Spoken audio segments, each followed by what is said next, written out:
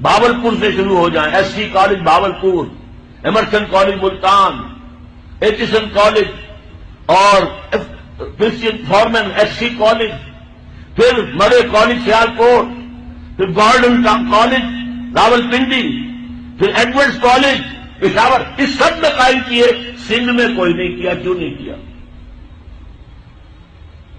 کبھی سوچا آپ نے؟ سندھ میں تو کسی پارسی نے کوئی مدرسہ کھول دیا، کچھ مسلمانوں نے کوئی مل جل کے کوئی مدرسۃ اسلام قائم کر لیا، انگریز نے کوئی نہیں بنایا۔ کیوں نہیں بنایا؟ اسے معلوم تھا کہ سندھیوں کے دلوں میں ہمارے خلاف بغاوت ہے، یہ کبھی ہمارے وفادار نہیں ہوں گے، جب بھی موقع ملے گا ہم پر حملہ کریں گے۔ جبکہ پنجاب اور سرحد کے درمیانی اضلاع جو ہیں وہ انگریز کے وفادار ثابت ہوئے۔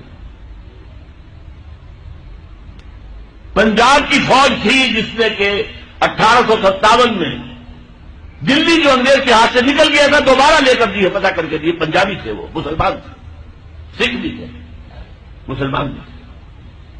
اس کی خاص وجہ تھی، مجھے یاد ہے میاں طفیل صاحب ابھی زندہ ہے، انہوں نے ایک دفعہ بیان دے دیا تھا بہت سخت کہ سندھی تو فوجی ہے نہیں، فوج میں آتے نہیں ہے، سندھی تو نان مارشل ریس ہے۔ یہ جو انگریز کا پروپیگنڈا تھا وہ ان کی زبان سے نکلا۔ اس کا جواب دیا تھا پھر جی ایم شاہ، غلام مصطفیٰ شاہ، جو سیکرٹری ایجوکیشن بھی تھے، لاہور میں کالج کے اندر پرنسپل بھی رہے، انہوں نے جواب دیا تھا یس وی ور نیور مرسنریز، ہاں ہم کبھی کرائے کے ٹٹو اور کرائے کے فوجی نہیں تھے جیسے تم تھے پنجابیوں، تم نے تو جا کر کعبے پہ گولیاں چلائی ہیں انگریزوں کی سپاہی بن کر، تم نے تو جا کر یروشلم کا قبضہ لے کر دیا جنرل ایلنبی کو، انگریز کو۔